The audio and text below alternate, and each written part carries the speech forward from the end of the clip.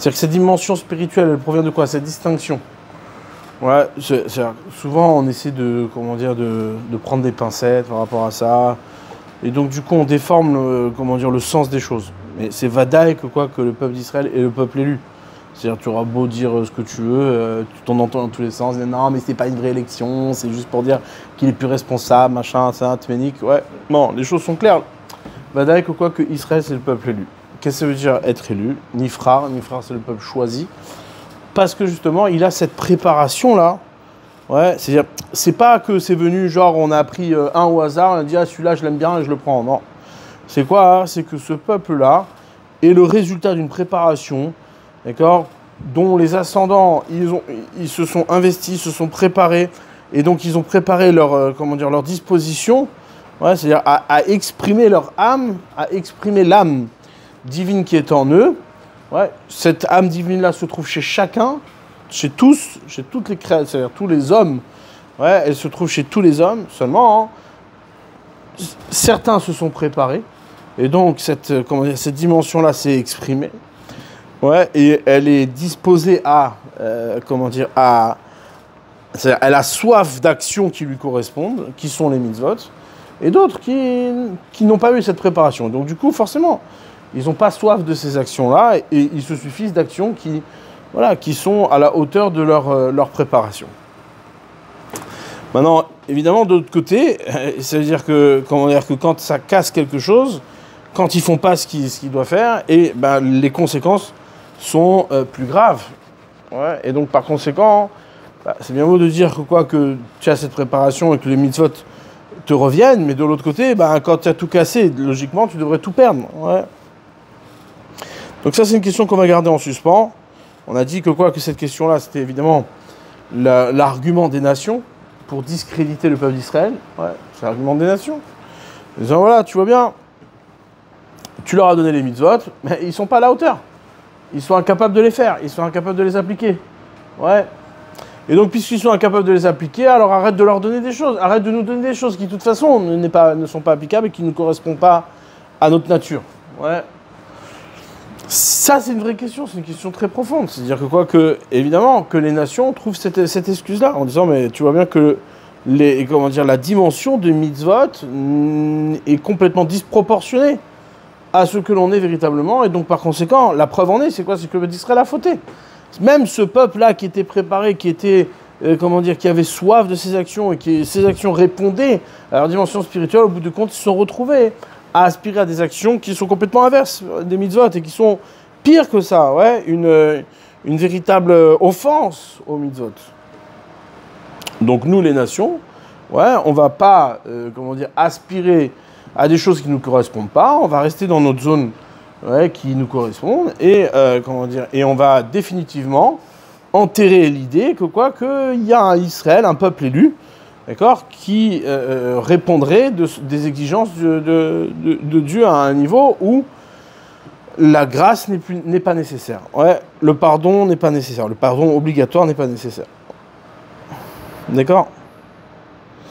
Donc ça, ouais, c'est quelque chose qui est très intéressant à approfondir dans cette période-là où on approche de Rosh Hashanah et de Kippour. Parce que, évidemment, que si cet argument-là existe chez les nations, il existe aussi chez nous. C'est-à-dire que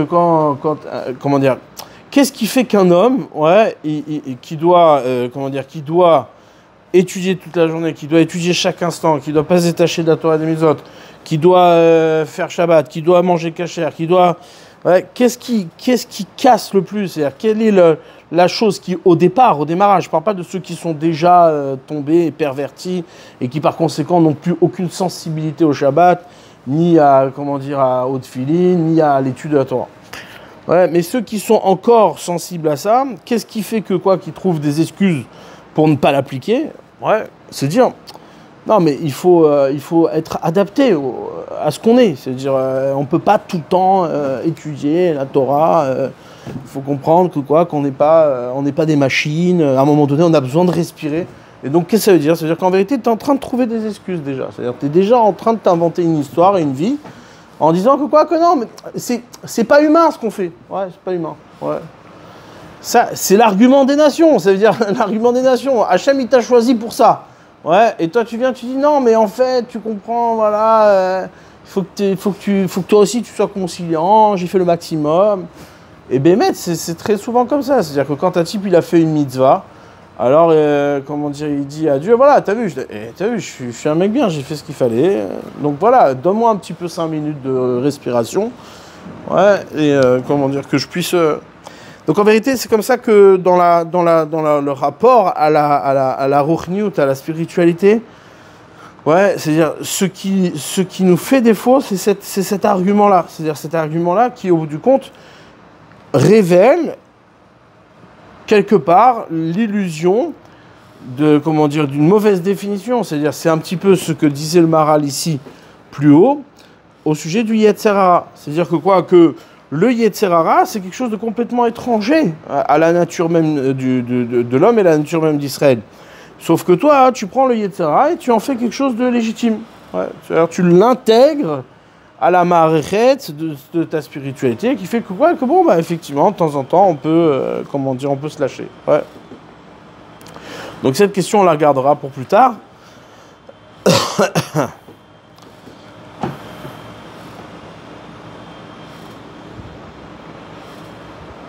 Même chez les intellectuels, c'est comme ça. C'est-à-dire, surtout chez les intellectuels.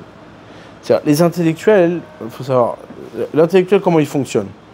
L'intellectuel, c'est le plus grand menteur qui existe. C'est-à-dire que quoi, que il va développer une réflexion, ouais, une intelligence qui est complètement déconnectée de l'action. Pourquoi? Parce que il va prétendre que quoi, que tout ce qui est sikhli, tout ce qui est intellect, est forcément détaché de l'application. Et donc du coup, il n'a pas détecté depuis son intelligence, ouais, la nécessité d'une action qui corresponde à cette intelligence. C'est-à-dire que lui, dès le départ, il a décrété qu'il n'y a aucune action qui correspond à son intelligence. L'intellect est complètement séparé, est une dimension, dans sa définition grecque, c'est une dimension qui est complètement nifdelet et qu'on ne pourra profiter seulement après la mort, une fois détaché des, comment dire, de la bassesse matérielle de ce monde. D'accord?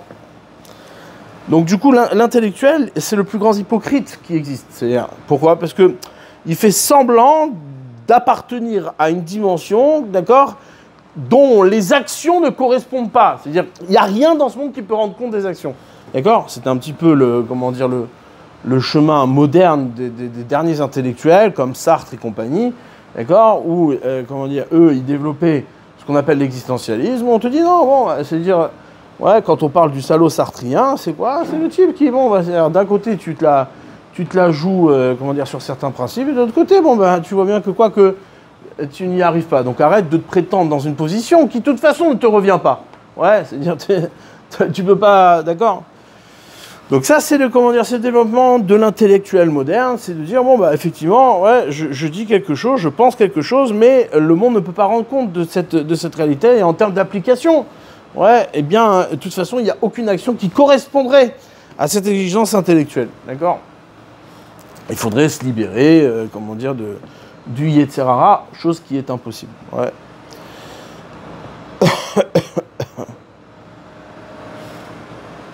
C'est en vérité ce que le Maharal ici, comment dire, développe dans son premier pérec, c'est de dire non, comment dire, le sechel forcément implique des actions qui sont à la hauteur de ce sechel.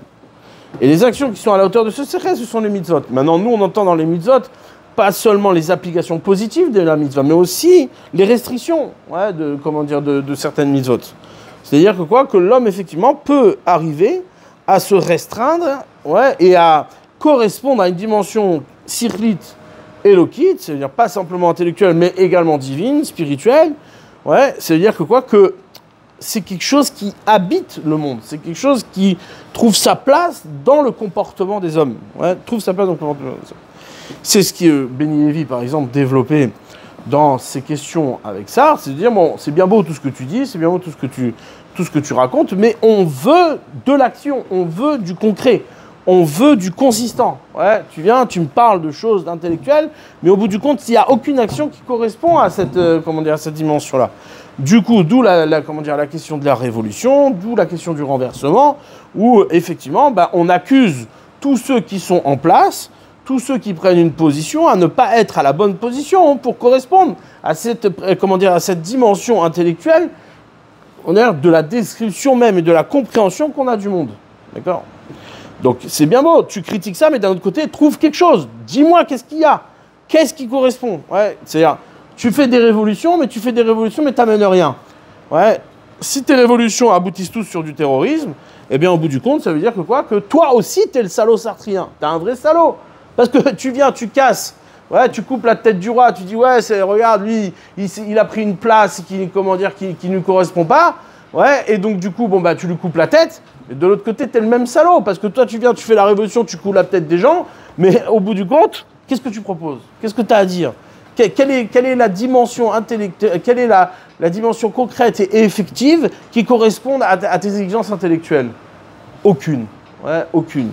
Quand tu prends un mec comme Sartre, bon, et dans son époque, avec, comment dire, l'autre Proutsa, la prostituée là, de Beauvoir, bon, bah, c'est-à-dire, comment dire, t'as compris, c'est-à-dire, t'as compris que quoi, que Sartre décrivait dans toutes ses théories, ouais, comment dire, le plus gros salaud qu'il était, c'est-à-dire, c'est lui le plus gros salaud, ouais.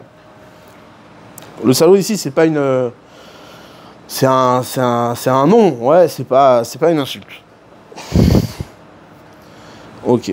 Donc du coup, il faudrait pas quand même que le peuple juif, comment dire, lui aussi, joue ce rôle-là. C'est-à-dire d'un côté, tu viens, tu dis oui, ben nous on correspond au Sinaï, on correspond à la dimension spirituelle, on a la Torah, on a les mitzvot, et de l'autre côté, bon ben en termes d'application, ouais, tu fais la Avodah Zara le jour même où tu reçois la Torah, les mitzvot.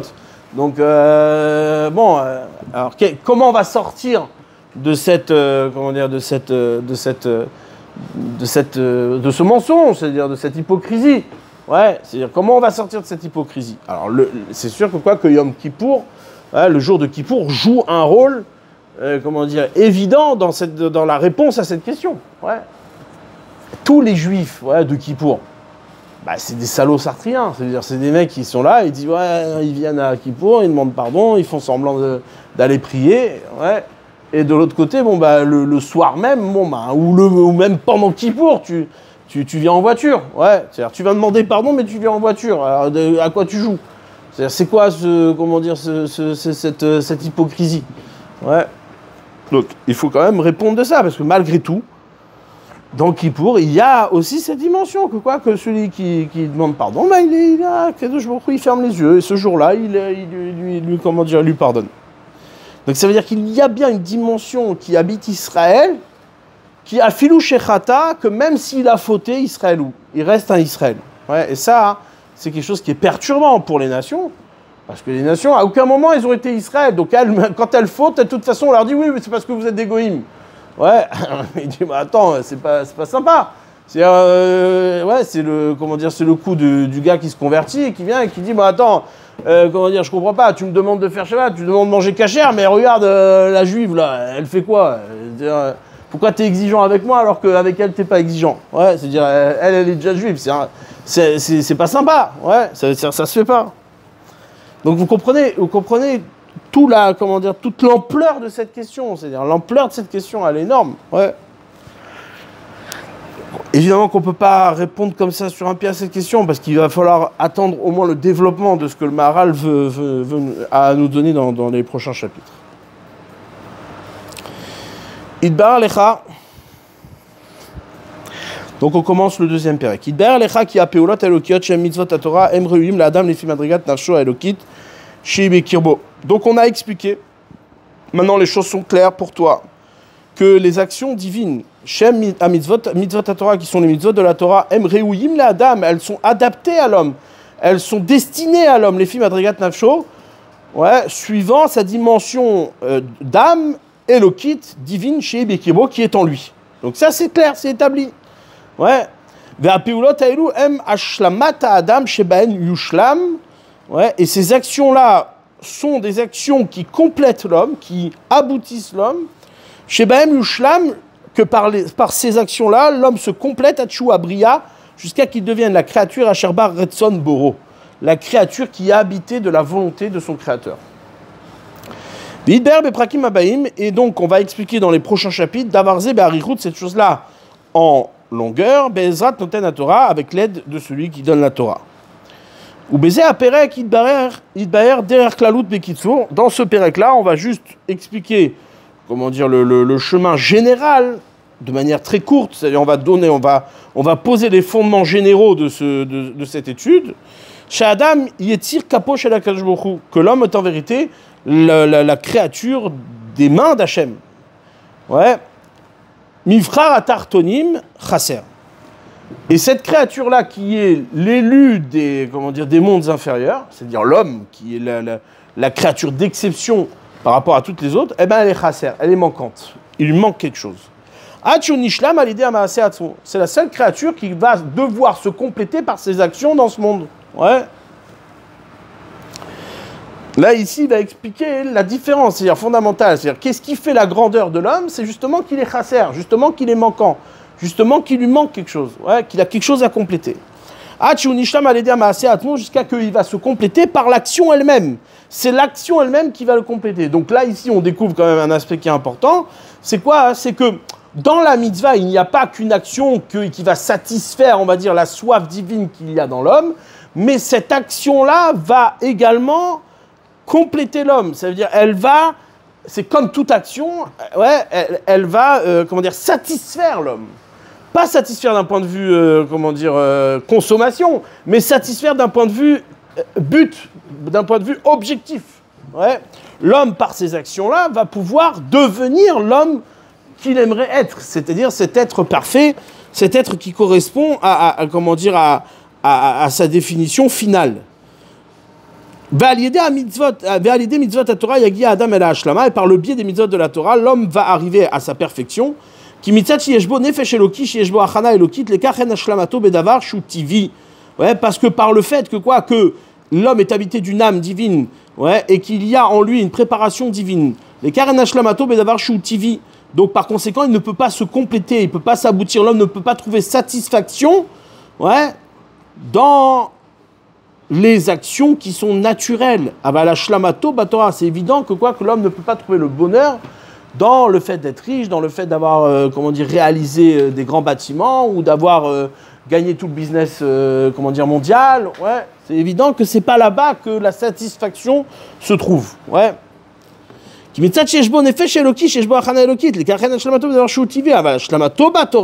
Mais qu'est-ce qui va être sa satisfaction? Quel va être son aboutissement? C'est par le biais de la Torah et des mitzvot. Shehu à la teva, qui se trouve être au-delà de la nature, et cette chose-là est expliquée dans beaucoup d'endroits. Chez mitzvot la Torah amioter bemadrega, que les mitzvot de la Torah sont évidemment d'une nature supérieure, bema'ala minateva, et au-delà de la nature. Ou bemizmor, et dans le mizmor de Teilim, ouais, Hashamaim et Sabrim kevodkel, ouais, les cieux racontent l'honneur de Dieu. Ouais, comme on l'a vu dans l'introduction. Et après, on commence par dire Torah Hashem Temima. La Torah d'Hachem est entière, elle est complète, elle est parfaite. Adsof Mizmor, jusqu'à la fin de ce Teilim. Ouais. Et il y a, depuis le commencement de ce Mizmor-là, depuis le commencement de ce Teilim, jusqu'à le verset Torah Hashem Temima, jusqu'à donc le verset de Torah Hashem Temima, que la Torah elle est parfaite, Shiva Psukim, il y a en tout 7 versets. Et après le 8e, c'est quoi? C'est Torah Hashem Temima. Qui anagat ateva nivra beshiva yeme bereshit. Alors là, il nous donne le plan. Ouais.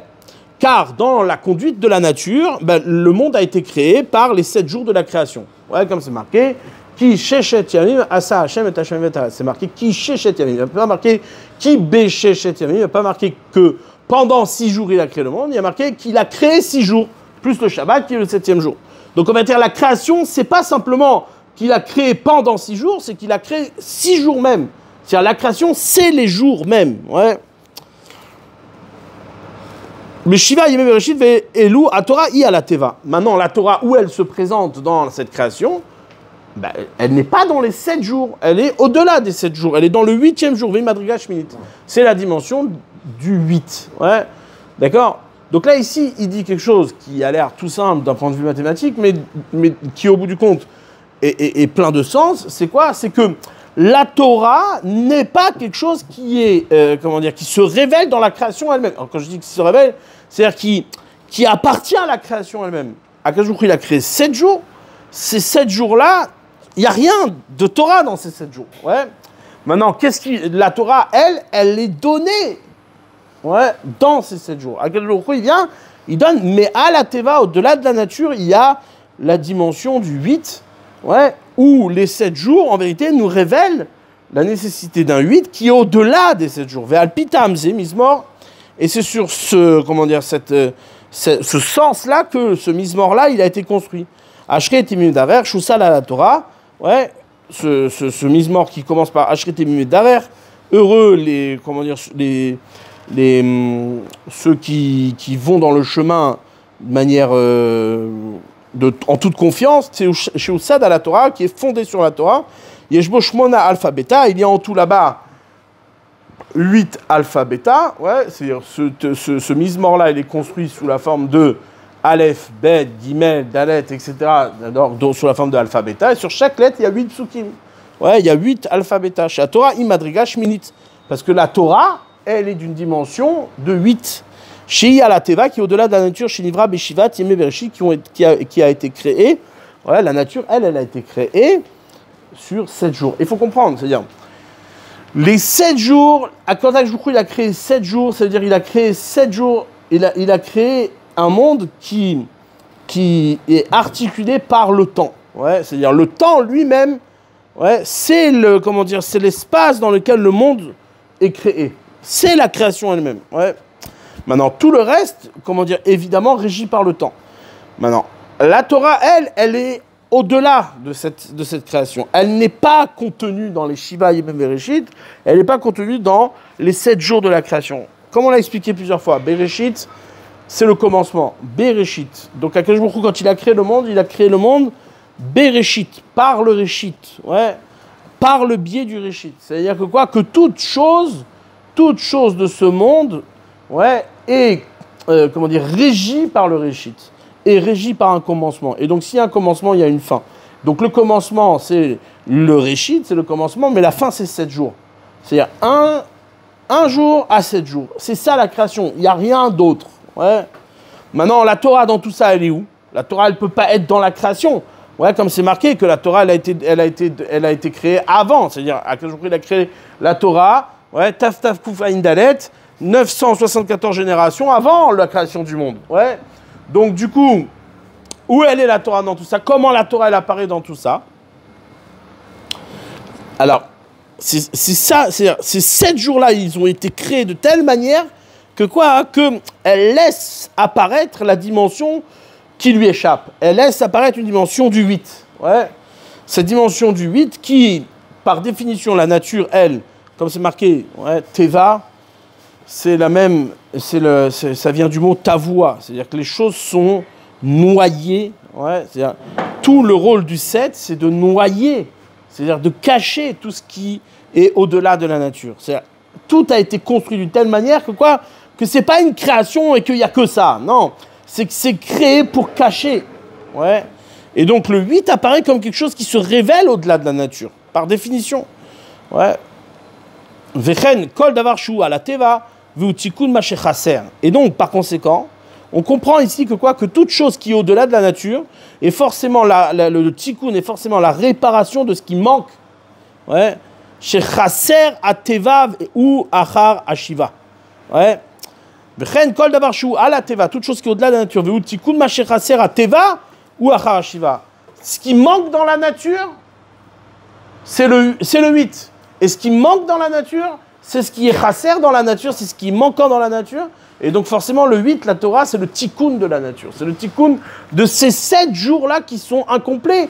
Pas incomplets en tant que nature, mais incomplets dans ce qui manque du Gilui à Torah, dans ce qui manque de la révélation de la Torah. C'est très intéressant, cette notion-là. C'est-à-dire, il faut comprendre ce que ça veut dire. C'est pas encore une fois un puzzle. Ouais, c'est pas que Hachem il a créé un monde et il dit bon j'ai fait exprès qu'il manque des choses et toi tu viendras compléter avec de la Torah. Non, c'est qu'il est créé, c'est-à-dire sa nature, la nature même, la nature même de la nature, c'est d'être manquant. C'est d'être manquant, mais d'être manquant de quoi? Pas d'être manquant de la nature. Il a créé une perfection, il a créé un monde parfait. C'est quoi qui manque? C'est la Torah. C'est-à-dire que toute la nature révèle le manque de la Torah. Donc de la même manière, au niveau de l'homme, ouais, l'homme, dans son expression, ben, évidemment que quoi? Que dans tout ce qu'il exprime, il va découvrir par rapport à son âme qu'il va lui manquer quoi? La Torah. C'est ça, ici, comment dire, on va dire la poursuite des mitzvot, c'est-à-dire la révélation d'une mitzvah. La mitzvah se révèle être toujours comme étant une nécessité d'application qui vient non pas comme une logique de la nature ou comme une logique intellectuelle, mais qui vient comme étant ce qui est nécessaire pour que je puisse découvrir ce qui me manque, pour accomplir ce qui me manque. Donc ça veut dire quoi? Ouais, comme c'est marqué, Shimon HaTzadik. Ouais, Shimon HaTzadik, c'est Aya Mishiari Knesset Agdola. Shimon HaTzadik, qui faisait partie des restes de la grande assemblée.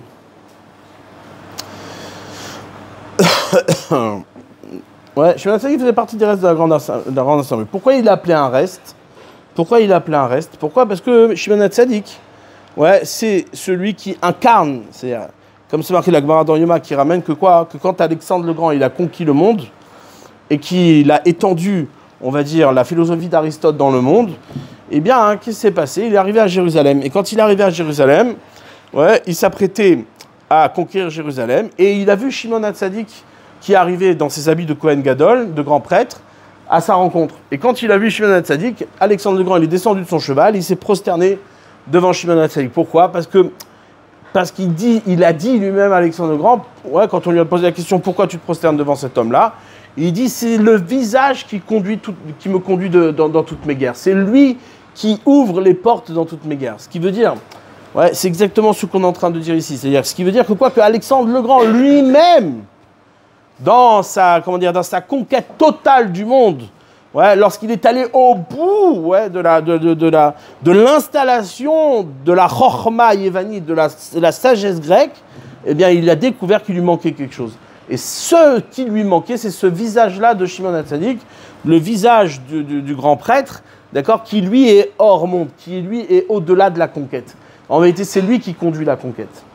Donc, quand on appelle Shimon HaTzadik, on l'appelle Mishiari, c'est un reste de la grande assemblée. Pour nous dire que quoi, que même si maintenant cette époque-là est révolue, en vérité, le juif apparaît dans l'histoire toujours comme un reste inexpliqué. Ouais. Le reste, c'est quoi? C'est le reste, c'est le résultat d'une soustraction. Quand on a, ou d'une division, lorsque on a, on divise, ouais, 4 par 3, alors on va avoir 1, ouais, 1, il va rester 1. D'accord? J'ai un reste qui, comment dire, donc ce reste-là, oui, je l'identifie. En termes de quantité, il est quantifiable. Si je fais 4 moins 2, ben je sais qu'il me reste 2. Maintenant, si je fais 4 moins 4, il me reste 0. Ouais. Eh bien, le juif, c'est celui qui reste, même lorsque 4 moins 4 font 0. Il y a un reste ici qui n'est pas un reste dû à l'élimination totale de la nature, l'élimination totale de, comment dire, Non, une fois que tu as rempli et que tu as abouti toute la nature, eh bien, il y a encore un reste. C'est quoi? C'est ce juif-là. Ce juif, pas le juif en tant qu'individu, mais le juif en tant que chokhma de Torah. Ouais, et ça, c'est important de comprendre ici que quoi? Qu'on n'est pas en train, encore une fois, de dire, oui, c'est la logique du monde. Non, c'est que le monde est construit comme ça. C'est-à-dire que tu ne peux pas atteindre la Torah, tu ne peux pas accéder à la Torah et aux mitzvot si elle ne se découvre pas comme étant une révélation qui vient après, ouais, la totalité de la nature, ou la totalité de, comment dire, de tes explications. Ouais. Ça, c'est fondamental. C'est-à-dire fondamental du point de vue, à tous les niveaux. Du point de vue du travail, du point de vue de l'étude, du point de vue de la chorma, du point de vue de l'application, tout. C'est-à-dire, quand tu fais une mitzvah, si tu veux entendre le sens d'une mitzvah, si tu veux percevoir, comment dire, la lumière d'une mitzvah, eh bien, il faut que forcément tu aies épuisé avant tout ce qui pourrait nourrir cette action-là d'un point de vue intellectuel et d'un point de vue matériel. Ouais. Si tu n'as pas fait ça avant, alors bah, tu resteras, celui qui identifie le judaïsme autour d'un couscous ou autour d'un, au grand maximum, autour de ces référents juifs intellectuels qui ne représentent rien de Torah comme Freud ou Einstein. Ouais. les gens qui n'ont rien apporté d'un point de vue juif. Rien. C'est-à-dire, il n'y a même pas, nous, on est là, on est fiers. Ouah, t'as vu, il est intelligent, il est intellectuellement parlant. T'as vu tout ce qu'il a apporté, c'est du génie. D'un point de vue de Torah, il n'a rien apporté. Parce que le grand maximum qu'il a atteint, c'est la nature. Et la nature, c'est rien. Ouais, c'est-à-dire, la nature, elle est là que pour te faire découvrir qu'il te manque quelque chose. Ouais, au grand maximum, peut-être que certaines personnes pourront se servir de ces hommes-là pour voir combien ils sont manquants et qu'ils doivent se tourner vers la Torah pour accomplir quelque chose. D'accord ?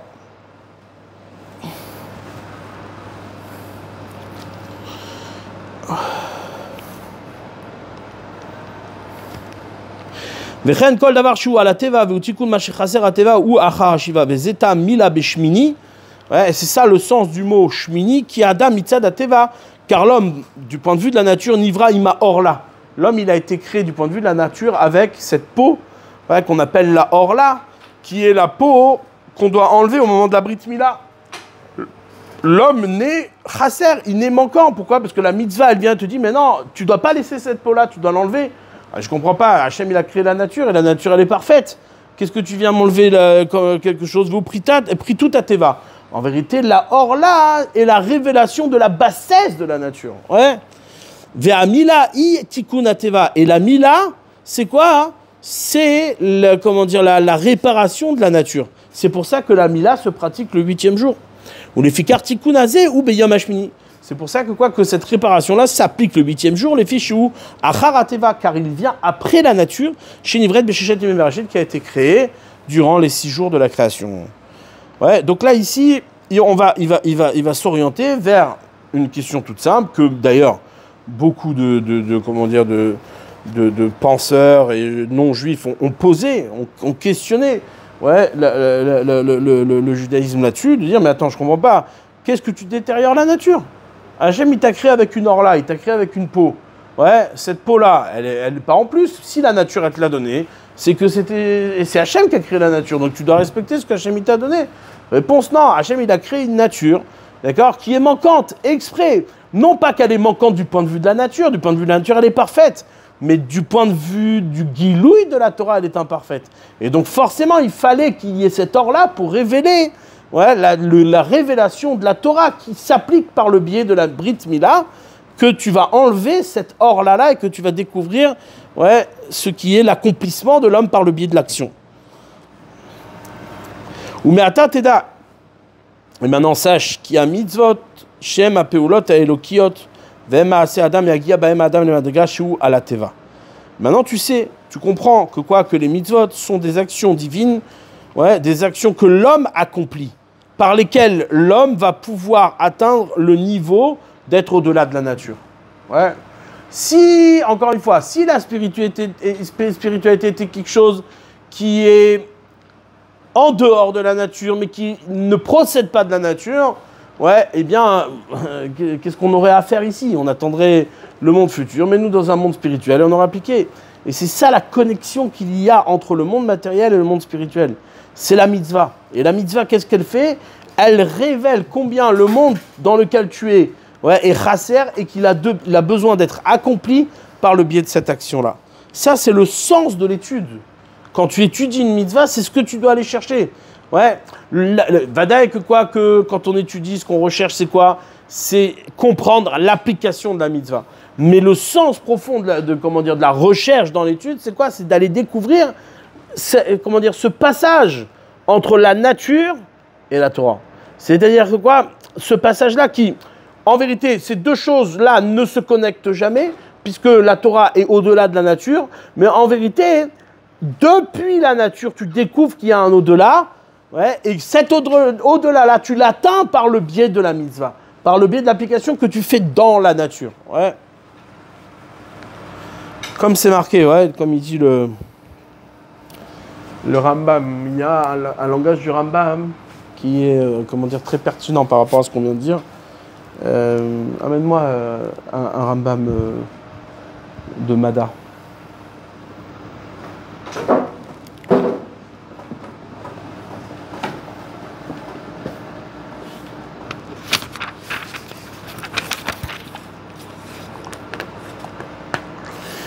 Vinyane arba prakim elu La Torah, elle se divise en 4 parties. Ces 4 parties-là, c'est ce que les Chachamim nous appellent Pardes. Ouais, les lettres Pardes. Pardes, ça veut dire un jardin. D'accord? Et Pardes, c'est Pshat, Remes, Drash, Sod. Ouais, Pshat, Remes, Drash, Sod. Il y a 4 niveaux d'études dans la Torah. Comme ce que la Gemara raconte, qu'il y a 4 personnes qui sont rentrées dans le Pardes pour aller voyager dans la Torah. Et même si c'était des grands d'Israël, et c'était des grands sages, pas tous ont eu la possibilité et la force de comprendre et de saisir toutes les choses de manière très claire. Ouais, comme c'est marqué, la Gemara ramène que les 4 qui sont rentrés dans le Pardes, il n'y en a qu'un seul qui est sorti intact, Rabbi Akiva. Ouais. Il est rentré en paix, il est sorti en paix. Tous les autres, ils ont perdu quelque chose. Maintenant, Vani Omer, et moi je dis, donc le rabbin me dit, et moi je dis, Shen Raoul Itayel Bepardes, il n'est pas bon de voyager dans ce Pardes là, d'aller chercher des choses qui sont au-delà de notre compréhension. Et là, mais seuls ceux qui ont quoi, chez Nitmale Kreso Lechem ou Bassar, seuls ceux qui se sont remplis leur bide de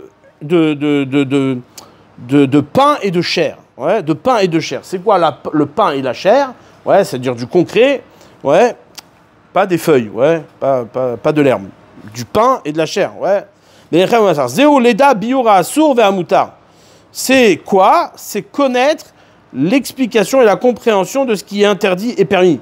Et tout ce qui concerne cette dimension-là de l'application, ouais, Mishar à mitzvot, parmi toutes les mitzvot. Et même si ces choses-là sont considérées comme des choses petites par rapport à la dimension de la Torah, nos sages l'ont appelée petite. Nos sages nous ramènent dans la Gemara dans Souka que quoi? Que c'est quoi qui est considéré comme des grandes choses dans l'étude? C'est Maaseh Merkava, c'est la dimension kabbalistique. Et les petites choses, c'est quoi? C'est les discussions entre Abaye et Rava au sujet de la halacha. Malgré cela, Afal Piken, malgré ça, Rohim en Lagdiman, il faut d'abord les étudier et les comment dire, et aller jusqu'au bout de cette étude. Pourquoi? Chez En Meyashvin Daato Shel Adam Trila, car elles assoient la connaissance et la conscience de l'homme en premier. C'est-à-dire, tant que ta connaissance et ta conscience et ta compréhension du monde, elle n'est pas assise, elle n'est pas posée, elle n'est pas, ouais, elle est concrète, elle n'est pas rêveuse, elle n'est pas imaginaire, ouais. Alors, ça ne sert à rien d'aller chercher des dimensions supérieures. Ouais, ça ne sert à rien. C'est ça la nature de la mitzvah.